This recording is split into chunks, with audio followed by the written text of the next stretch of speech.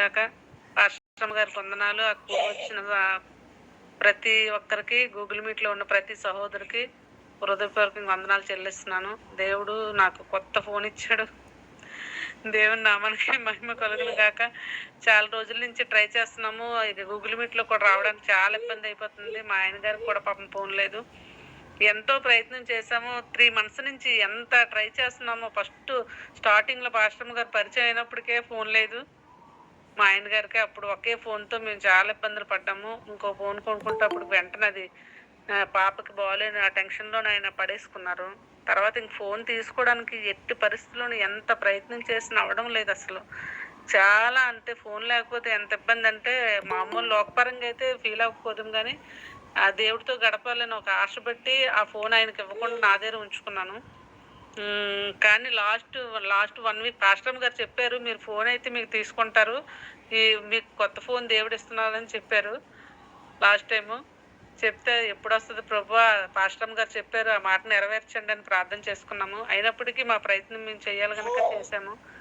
ఎంత ప్రయత్నం అంటే దగ్గరికి వెళ్ళేటప్పటికి అన్ని అయిపోయిన తర్వాత ఫోను అవకాశం ఫోటో అవ్వలేదు అతను. ఒకరోజు ప్రభువా ఫోన్కి అన్నీ అయిపోయి జీరో ఫైనాన్స్ అన్నారు. అప్పుడు జీరో ఫైనాన్స్ అంటే చేతిలో డబ్బులు కూడా లేవు, ఫోన్ కావాలి అవసరము కానీ డబ్బులు లేవు, ఏం చేయాలో అర్థం అవ్వలేదు. జీరో ఫైనాన్స్ అన్నారు. పాప హాస్పిటల్ పక్కనేది జీరో ఫైనాన్స్ అన్నారు. పాప అక్కడికి ఒకసారి ట్రై చేద్దామా, వెళ్ళి దేవుడు సహాయం చేస్తాడంటే వెళ్ళాము. సర్లేండి ఒకసారి అడిగి చూద్దాం, జీరో అంటే నెలలకు కట్టుకోవడమే కదా, శాలరీలో ఇదిలాగా బాధపడి కట్టుకుందామని చెప్పాను. ఫోన్ అయితే చాలా అవసరము ఇప్పుడున్న పరిస్థితుల్లోనూ. ఏ సమాచారం కూడా అసలు అవడం లేదు. పాప ఎలా ఉందో కూడా నేను అడగడానికి ఎవరో ఒకరు ఫోన్ తీసుకోవడం వస్తుందని అన్నారు. అంటే సరే అని చెప్పి వెళ్ళాడుగా. ఆ రోజు అన్నీ అయిపోయి ఫోటో పడలేదు ప్రసాద్ గారిది. లాస్ట్ మినిట్లో లాస్ట్ వీక్ పాప హాస్పిటల్ ఉంటుండగానే మేము ట్రై చేసాం అనమాట. ఫోటో పడకపోతే ఫోన్ అవ్వలేదు, రాలేదు. చాలా నిరుత్సాహపడిపోయాము. అదేంటి అన్నీ అయిపోయి ఇతను ఫోటో ఏంటి పడట్లేదు, తీసుకోవట్లేదు కంప్యూటర్, ఆ సిస్టమ్ తీసుకోవడం లేదు. అతను అన్నాడు, మీరు డ్రెస్ మార్చుకొని రండి అని చెప్పారు. డ్రెస్ కాదండి, డ్రెస్ మార్చుకొని వస్తే ఫోటో అవుతుందా అంటే ఏమో తెలియదు మరి అనేసి అన్నారు. ఆ తర్వాత డ్రెస్ మార్చుకొని వెళ్ళమైనా ఫోన్ ఆ ఫోటో తీసుకోలేదు, అది ఆ సిస్టము తీసుకోలేదనమాట. ఫోటో ఏదో ప్రాబ్లమో మరి ఏటో టెక్నికల్గా మనకు తెలీదు, అవ్వలేదు ఆ రోజు. అవ్వకపోతే చాలా నిరుత్సాహపడిపోయి, అయినప్పటికీ దేవుడు తప్పకుండా ఇస్తాడని ఒక విశ్వాసం నమ్మకం అయితే మాకుంది. తర్వాత రోజు వచ్చాము, మళ్ళీ ఫ్రైడే వెళ్ళాము. మొన్న ఫ్రైడే వెళ్తే ఆ రోజు కూడా ఫోను లాస్ట్ మినిట్లోకి వచ్చినప్పటికీ అమౌంట్ సరిపోక, మరి అలా చెప్పలేం కదా, సెల్ పాయింట్ మన దగ్గర వాళ్ళు కాదు కదా, అమౌంట్ 4,600 కట్టమని చెప్పారు. 4,600 కట్టమన్నారు.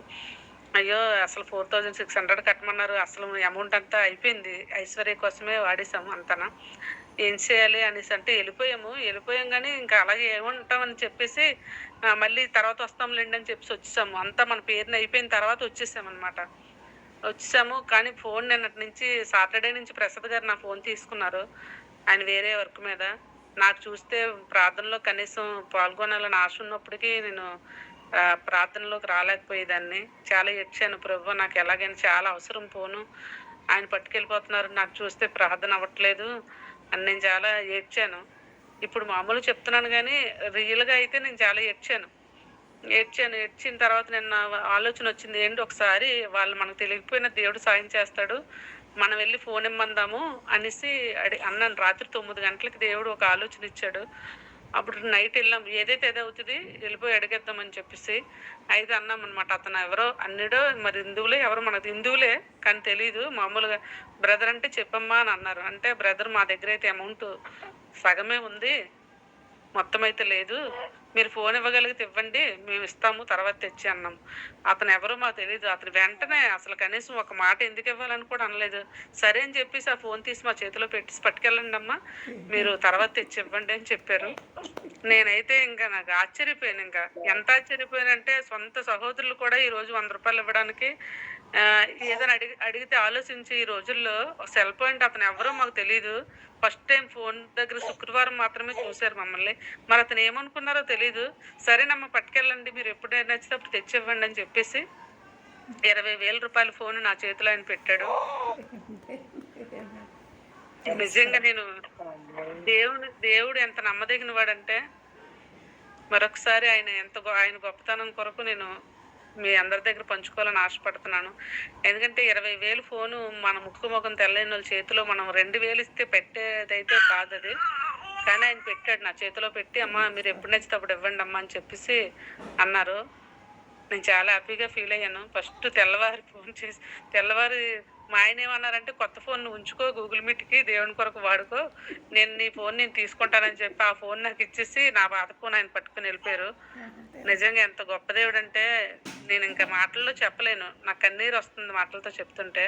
వెంటనే ఉదయాన్నే సిమ్ ఎయ్యగానే పాస్టమ్మ గారికే ఫోన్ చేశాను. "మొదటి ఫోన్ మీకే చేస్తున్నానండి" అని చెప్పేసి ఫోన్ అనమాట. సిమ్ పాతదైనప్పటికీ ఫోన్ కొత్తది కదా! అందుకోసమే ఫోన్‌లో సిమ్ ఏసి పాస్టమ్మ గారికి ఫోన్ చేశాను. పాస్టమ్మ గారు, మీరు చెప్పిన ప్రాఫెసీ అంటే మీరు సెల్ తీసుకుంటారు అని మీరు చెప్పింది సత్యమైంది. అది నేను నెరవేర్చబడ్డది నా జీవితంలో ఇప్పుడు. Thank you so much. మా కొరకు అందరూ ప్రేయర్ చేయండి. దేవుడి నామానికే మహిమ కలుగును గాక. ఆమేన్. నో థ్యాంక్స్ అమ్మ. థ్యాంక్స్ లేదు. Glory be to God. అంతే. దేవునికి మహిమ. అంతకు మించి థ్యాంక్స్ లేదు.